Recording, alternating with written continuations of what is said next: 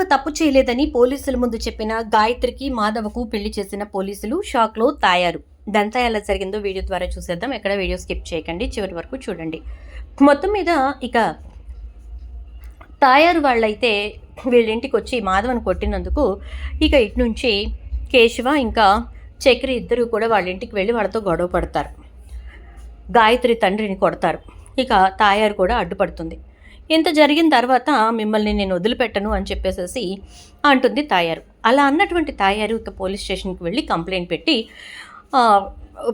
పెట్టాలనుకుంటారు. ఈలోపు వీళ్ళు ఇంటికి వచ్చిన తర్వాత మాధవ అయితే ఇక వాళ్ళు మనల్ని ప్రశాంతంగా ఉండనిస్తారా, వెళ్ళి మరి ఇప్పుడు గొడవ పెట్టుకుని వచ్చారు అని చెప్పానంటే అసలు వాళ్ళెవరా నిన్ను కొట్టడానికి అంటూ నారాయణ గట్టిగానే మాట్లాడతాడు. నువ్వు ఏమీ మాట్లాడలేనోడువని, నోట్లో నాలుక లేనోడు అని చెప్పి నిన్ను ఇబ్బంది పెట్టారా వాళ్ళు, కొట్టడమేంట్రా, వాడి కాళ్ళు చేతులు విరిచి రావాల్సింది కదా అంటూ ఉంటాడు నారాయణ. అయితే ఈలోపు అన్నయ్య ఆపేశాడు నాన్న అంటూ ఉంటారు చక్రి ఇంకా కేశవ. ఇంతలోనే వాళ్ళు ప్రశాంతంగా ఉండనివ్వరు అంటూనే ఉంటాడు మాధవ. ఇంకా పోలీస్ వ్యాన్ వచ్చి ఆగుతుంది. ఇక వాళ్ళు వచ్చి మాధవ గాయత్రిని ఏదో చెయ్యబోయాడని, అందుకోసం అని చెప్పే మాధవని కొట్టారని వాళ్ళు కంప్లైంట్ పెట్టారని చెప్పేసి పోలీస్ స్టేషన్కి తీసుకెళ్ళాలి అంటే ఈలోపు ఇక మహాలక్ష్మి అడ్డుపడుతుంది. నేను ఇంట్లోనే ఉన్నాను, నా కళ్ళ ముందు అలా జరుగుతూ ఉంటే ఊరుకుంటానా ఏంటి, వాళ్ళు చెప్తుంది అబద్ధం, కావాలంటే వాళ్ళ అమ్మాయిని పిలిపించండి అంటే మా అమ్మాయి రాదు, మా అమ్మాయి పేరు బయటికి రావడం మాకు ఇష్టం లేదు సార్, గప్చుప్గా తీసుకుని వాళ్ళని తీసుకెళ్ళి పోలీస్ స్టేషన్లో కూర్చోబెట్టండి నలుగురిని అంటే నలుగురు ఏంటి, కన్నా ఇప్పుడే వచ్చాడు కాలేజ్ నుంచి, వాడి పేరు ఎందుకు దీంట్లో కలుపుతున్నారు అని చెప్పేసి మహాలక్ష్మి గట్టిగానే మాట్లాడుతుంది. అలా మాట్లాడేసరికి ఇక పోలీసులు అయితే వినిపించుకోరు. ఇదంతా ఎందుకు మాకు, పోలీస్ స్టేషన్కి వచ్చి మాట్లాడమ్మా అని చెప్పి నలుగురిని తీసుకెళ్ళిపోతారు. ఇంకా అలా వెళ్ళిన తర్వాత నారాయణకి ఏం చేయాలో అర్థం కాదు. ఈలోపు మహాలక్ష్మి ఇంటి పెద్దగా మీరేమీ చేయరా మావయ్య, ఎందుకు ఇలా వదిలేశారు అని అంటే గబగబా ఇక నారాయణ సైకిల్ తీసి తాయారు ఇంటి దగ్గరికి వెళ్తాడు. వెళ్ళి ఇక తాయారు వాళ్ళ ఆయన వాళ్ళ అన్నయ్య అందరితోటి గొడవ పడతాడు. ఇక బావా బామ్మదులు ఇద్దరూ కూడా కొట్టుకుంటారు. ఈలోపు మహాలక్ష్మి వచ్చి ఆపుతుంది. ఆపిన తర్వాత వీళ్ళ గురించి నీకేం తెలుసు అని చెప్పి అనవసరంగా వాళ్ళని రెచ్చగొడుతున్నావు అంటుంది. రెచ్చగొట్టడం ఏంటి, రెచ్చగొట్టడం, గాయత్రి మా ఇంటికి వచ్చింది, గాయత్రిని ఏమి మా పెద్ది రమ్మని చెప్పలేదు, కావాలని చెప్పి గాయత్రి అక్కడికి వచ్చింది, మీరేంటి అన్నీ అబద్ధాలు చెప్పి ఫాల్స్ కేసులు పెట్టారు అని చెప్పి మాట్లాడుతూ ఉంటే ఈలోపు గాయత్రి కిటికీలోంచి చూస్తూ ఉంటే గాయత్రి దగ్గరికి నిదానంగా వెళ్తుంది మహాలక్ష్మి. ఎందుకంటే ఇక్కడ వీళ్ళందరూ గొడవాడుకుంటూ ఉంటారు. ఇక అక్కడికి వెళ్ళి చూడు గాయత్రి ఏం జరిగిందో అని చెప్పని అంటూ ఉంటే నన్ను ఈ గదిలో బంధించారు, ఏం చేయాలో అర్థం కావట్లేదు అంటూ ఉంటుంది. సరే ఆ ఫోన్ నీదే కదా అని చెప్పి నేను అక్కడికి వెళ్ళి ఫోన్ చేస్తాను అని చెప్పని అంటుంది. సరే అయితే అంటుంది గాయత్రి. పోలీస్ స్టేషన్కి వెళ్తుంది మహాలక్ష్మి. అలా వెళ్ళిన తర్వాత అక్కడ పోలీసులతో మాట్లాడుతుంది. నువ్వెందుకు వచ్చావమ్మా ఇలాంటి చోటుకి అంటే ఇలాంటి చోటు ఏంటి, ఇలాంటి చోటు మేమేమన్నా మనుషులం కాదా ఏంటి అంటాడు పోలీస్ ఆఫీసర్. అలా అని కాదు సార్, ఆడపిల్ల కదా, పోలీస్ స్టేషన్కి ఎందుకు అనేసి అంటూ ఉంటే సార్ నేను గాయత్రికి ఫోన్ చేసి ఇస్తాను, అసలు వీళ్ళ తప్పేమన్నా ఉందో లేదో కనుక్కోండి, తనే మా ఇంటికి వచ్చింది అంటూ ఉంటుంది. చెయ్యమ్మ చెయ్యి అంటే ఫోన్ చేస్తే ఫోన్ లిఫ్ట్ చేస్తుంది గాయత్రి. ఈలోపే వాళ్ళమ్మ వచ్చి ఏయ్ ఏంటి ఫోన్ మాట్లాడుతున్నావు, ఎవరు చేశారు, నిన్ను గదిలో పెట్టిన దాన్ని ఫోన్ తీసుకోవడం మర్చిపోయానే అని చెప్పి ఫోన్ కట్ చేసి తీసేసుకుంటుంది. ఈలోపు ఇక్కడ పోలీస్ ఆఫీసర్ అయితే మీరు చెప్పింది నిజమే, తను అక్కడ ఇబ్బంది పెడుతున్నట్టున్నారు, పదండి అని చెప్పేసి ఇక మహాలక్ష్మిని తీసుకుని పోలీసులు తాయారింటి దగ్గరికి వస్తారు. అప్పటికే తాయారైతే గాయత్రికి చేరిచ్చి రెడీ అవ్వు అని చెప్తుంది. ఎందుకంటే తాయారు భర్త గట్టిగా చెప్తాడు, ఈ సంబంధం కానీ చెడిందంటే ఇక నీ పని అంతే అని చెప్పేసి. ఇక తయారవ్వమనేసరికి గాయత్రి తయారయ్యి కూర్చుంటుంది, ఏడ్చుకుంటూ ఉంటుంది. ఈలోపు పోలీసులు వస్తారు. పిల్లవమ్మ నీ కూతురిని పిలు అంటూ ఉంటే సార్ ఏంటండి కంప్లైంట్ మేము పెడితే మళ్ళీ తిరిగి వచ్చి మమ్మల్ని అడుగుతారంటే నువ్వు మీ అమ్మాయిని లోపల పెట్టి బంధించావని చెప్పి మాకు కంప్లైంట్ వచ్చింది, తలుపుతి ముందు మీ అమ్మాయిని రమ్మను అంటూ ఉంటే ఇక తాయారు లోపలికి వెళ్ళి గాయత్రికి ఒట్టు పెట్టించుకుంటుంది. చూడు నేను ఒక మాట చెప్తున్నాను విను, మీ నాన్న నేను బ్రతికుండాలంటే మాధవగాడే తప్పు చేశాడని చెప్పి నువ్వు చెప్పాలి, వాడే ఇంటికి రమ్మంటే నేను వెళ్ళానని చెప్పి నువ్వు చెప్పాలి, అర్థమైందా అంటుంది. అనేసరికి గాయత్రి ఏం మాట్లాడకుండా బయటకు వెళ్తుంది. పోలీస్ అతను ఏమైందమ్మా ఏంటి వాళ్ళు నిన్ను బంధించారా అంటే అది సార్ అంటూ ఉంటుంది. ఆడపిల్ల తల్లిదండ్రులమండి, ఏం జరుగుద్దో ఏంటో అనే భయం మాకుండదా ఏంటి అని చెప్పని అంటూ ఉంటే మీరు మాట్లాడకండి, ఏమ్మా చెప్పు, వాళ్ళు నిన్ను బంధించారా అని చెప్పని అంటుంది. సార్, జరిగిందేదో జరిగిపోయింది, ముందు వాళ్ళని విడిచిపెట్టండి సార్. నా మూలానే కదా ఈ కంప్లైంట్ అంతా. నేనే చెప్తున్నాను, ఎవరి తప్పుంది ఎవరి దొప్పుంది కాదు. ప్రేమ అనేది ఎవ్వరికీ రాకూడదు, పుట్టకూడదు. పుట్టినా దాన్ని బ్రతికించుకోగలగాలి, గెలిపించుకోగలగాలి. అలా చేయలేనప్పుడు ఒకరితో ఒకరు మాట్లాడుకోకూడదు. అది మాత్రమే నాకు అర్థమైంది సార్. దయచేసి ఇక వాళ్ళని వదిలిపెట్టండి సార్ అని చెప్పని అంటుంది. అనేసరికి, ఏమండి మీరు కేసు విత్డ్రా చేసుకుంటే వాళ్ళని వదిలిపెట్టేస్తాం అని చెప్పని అనగానే ఇక తాయారు, ఏంటే నువ్వు అంటే, మీరు కేసు విత్డ్రా చేసుకోండి, లేకపోతే మీరే ఇదంతా కావాలని చేస్తారని నేను పోలీసులకు చెప్తాను అంటుంది. బో, ఎలా పెట్టిందంటే ఇది. సరే సరే అయితే విత్డ్రా చేసుకుంటాం అనేసి తాయారు అంటుంది. తాయారు భర్త, ఏంటి అంటే, అది పోలీసుల ముందు నిజం బయట పెడతానంటుంది. ఏం చేస్తావు చెప్పు, పెట్టిస్తావా అంటుంది. సరే సరే అయితే మేమే కేసు విత్డ్రా చేసుకుంటున్నాం అని చెప్పేసి ఇక పోలీస్ స్టేషన్కి వెళ్ళి కేసు విత్డ్రా చేసేసుకుంటారు. చేసేసుకున్న తర్వాత ఇక్కడ పెళ్లి చూపులు జరుగుతాయి. పెళ్లి చూపుల్లో కూర్చోవలసిన గాయత్రి బయటికి రాకుండా గదిలోనే కూర్చుని ఉంటుంది. తలుపు తీవే, ఏంటి వాళ్ళ మీద కేసు విత్డ్రా చేయించేసి హాయిగా వెళ్ళి లోపల కూర్చున్నాం, పెళ్లి వాళ్ళు వచ్చే టైం అయిందే, తలుపు తీవే అంటూ ఉంటుంది తాయారు. నేను తీయను, ఎవరు ముందుకి రాను అంటుంది గాయత్రి. అయితే ఈలోపు మాధవ వాళ్ళు ఇంటికి వచ్చేస్తారు. నారాయణ వాళ్ళని చూసి, ఎరా కొట్టారా అని అంటే, లేదు నాన్న, అలా ఏం జరగలేదు. మహాలక్ష్మి వచ్చిందిగా, వచ్చి పోలీసులతో మాట్లాడి గాయత్రి దగ్గరకు తీసుకెళ్ళింది. అక్కడ ఏం జరిగిందో ఏమో, కేసు అయితే విత్డ్రా చేసేసుకున్నారు, అందుకే మేము ఇంటికి వచ్చేసాం అని అంటూ ఉంటే, కోడలు చాలా గట్టిగానే మీ గురించి మాట్లాడింది లేరా అని చెప్పేసేసి అనేసరికి అప్పుడు ఇక్కడ పెళ్లి సంబంధం వాళ్ళు, మేము మళ్ళీ వస్తాంలేండి, ఆ అమ్మాయి ఏదో ఇబ్బంది పడుతున్నట్టుంది అని అంటారు. సరే అయితే 2 రోజులాగి నేనే ఫోన్ చేస్తాను అని తాయారు భర్త చెప్తాడు. వాళ్ళు వెళ్ళిపోతారు. వెళ్ళిన తర్వాత తలుపు గట్టిగా ఒక్క తన్ను తంతాడు. తన్నేసరికి ఒక్కసారిగా గాయత్రి బెదిరిపోతూ ఉంటుంది. అక్కడ మాధవ అయితే దాన్ని అక్కడ ఎన్ని ఇబ్బందులు పెడుతున్నారో ఏంటో, అసలే దానికి నోట్లో నాలుక లేదు, గట్టిగా మాట్లాడితే బెదిరిస్తే భయపడిపోతుంది, ఇప్పుడు దాని పరిస్థితి ఏంటో అని చెప్పని అంటూ ఉంటాడు. మహాలక్ష్మి పెద్ది ఇక్కడ కూర్చొని ఏం జరుగుద్దో ఏంటో అని ఆలోచించుకుంటూ ఉండే కంటే అసలు అక్కడ ఏం జరుగుతుందో తెలుసుకోవటం మంచిది కదా, ఉండు అని చెప్పి గాయత్రికి ఫోన్ చేస్తుంది. గాయత్రి తన గదిలోనే ఉంటుంది, అదే తలుపు కట్టుకుని ఆ గదిలోనే ఉంటుంది. ఫోన్ బయట ఉంటుంది. ఫోన్ తాయారు లిఫ్ట్ చేస్తుంది. ఏంటమ్మాయి ఎందుకు ఫోన్ చేశావు అనగానే, గాయత్రి ఏం చేస్తుంది అంటుంది. నీకెందుకు, ఎవరు ఏం చేస్తే, అయినా వాళ్ళని విడిపించేసుకున్నావు కదా, ఇంకా నీకు ఇక్కడ ఏం పని, మా ఇంటికి ఎందుకు ఫోన్ చేస్తున్నావు అనగానే, నేను మీ ఇంటికి చేయలేదు, గాయత్రికి ఫోన్ చేశాను, ఫోన్ గాయత్రికి ఇవ్వండి అంటుంది. నువ్వు అనుకున్నంత మంచిదాన్ని కాదు, అనవసరంగా నన్ను రెచ్చగొట్టకు, అర్థమైందా అంటుంది తాయారు. నువ్వు అనుకున్నంత చిన్నదాన్నేం కాదు, నన్ను రెచ్చగొడితే ఏం చేయాలో అదే చేస్తాను, నోరు మూసుకొని నువ్వు గాయత్రికి ఫోన్ ఇవ్వు అంటుంది.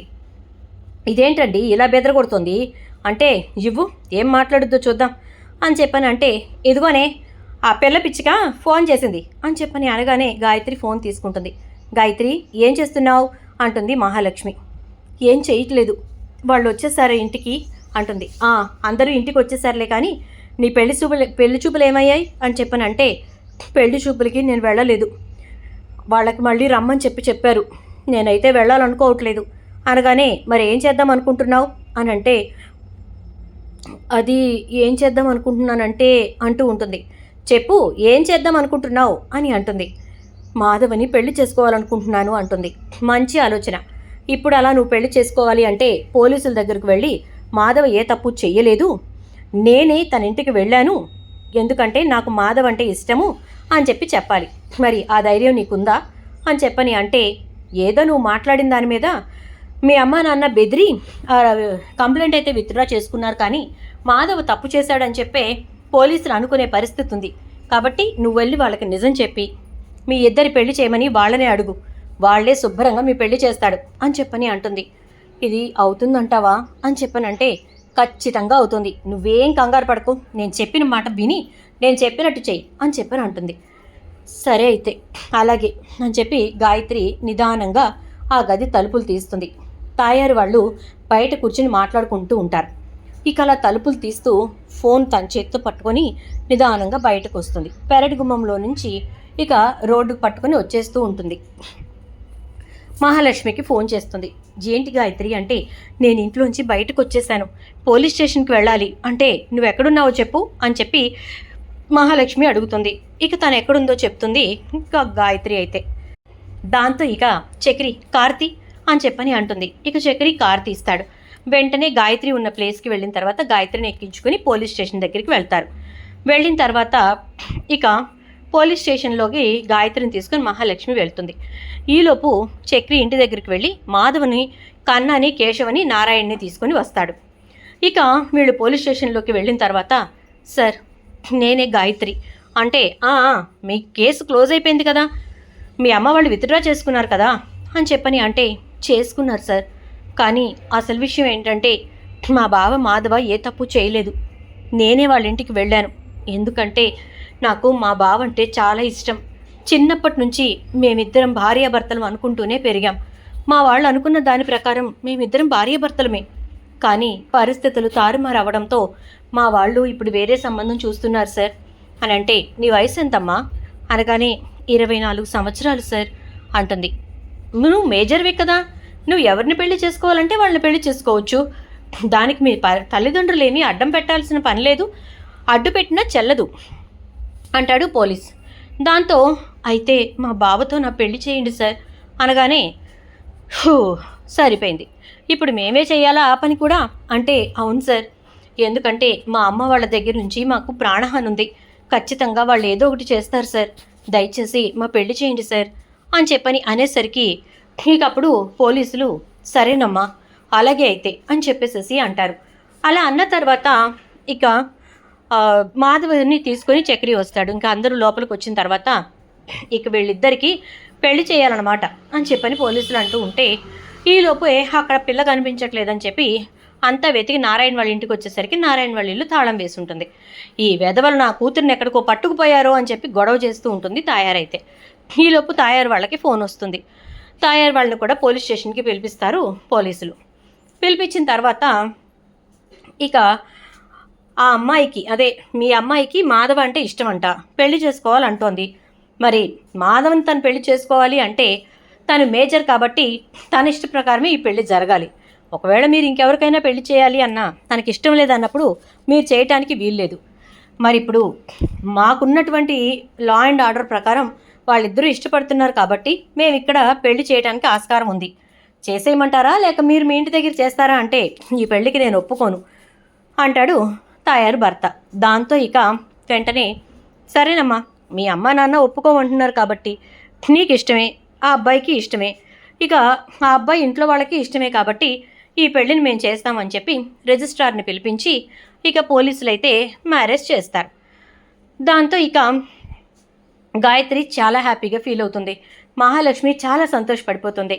ఇక అలా సంతోషపడిన తర్వాత తాయారు భర్త అయితే, ఒరే నారాయణ, నువ్వు నాశనం అయిపోతావురా, ఇప్పటికే కాదు ఇప్పటికి అయిన దానికంటే 100 రెట్లు నాశనం అవుతావు అని చెప్పని అంటూ ఉంటే, నీ తిట్లే దీవెనలే నాకు, నువ్వు నాశనం అవుతావు అన్నందుకే బంగారం లాంటి కోడలు వచ్చింది, ఇదిగో ఇప్పుడు వజ్రం లాంటి కోడలు వచ్చింది అను, నువ్వు అన్నా కొద్దీ నా ఇంట్లో శుభం జరుగుతూనే ఉంటుందే తాయారు అని చెప్పి తిడతాడు నారాయణ అయితే తాయారుని. ఇక అక్కడి నుంచి వాళ్ళు వెళ్ళిపోతారు. ఇక గాయత్రిని తీసుకొని కారులో ఇంటికి వచ్చేస్తారు అందరూ.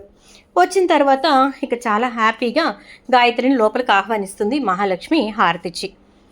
లోపలికి వచ్చినటువంటి గాయత్రి, ఈ ఇల్లు నా ఇల్లు అని చిన్నప్పటి నుంచి అనుకుంటూ ఉండేదాన్ని, ఇప్పుడు నిజంగానే ఇది నా ఇల్లు అయ్యింది, నా భర్త, నా మరుదులు, నా మామగారు, నా చెల్లెలు అని చెప్పని మహాలక్ష్మిని గట్టిగా పట్టుకుని, నువ్వు లేకపోతే ఇదంతా జరిగేది కాదు, నాకున్న భయానికి, మాధవుకున్నటువంటి మంచితనానికి మా పెళ్ళి ఎప్పటికీ జరుగుండేది కాదు, నువ్వే నాలో ధైర్యం నింపి మొత్తానికి ఈ పెళ్లి జరిగేలా చేశావు అని చెప్పని అంటూ ఉంటే, ఇక అప్పుడు మహాలక్ష్మి అయితే, చూడక్క, నువ్వు ఈ ఇంటికి ముందు రావాల్సినటువంటి కోడలివి, కాకపోతే కాస్త లేట్ అయింది అంతే, లేకపోతే నువ్వే కదా ఈ ఇంటికి ఎప్పటికైనా ప్రథమ కోడలివి అని చెప్పని అంటూ ఉంటుంది.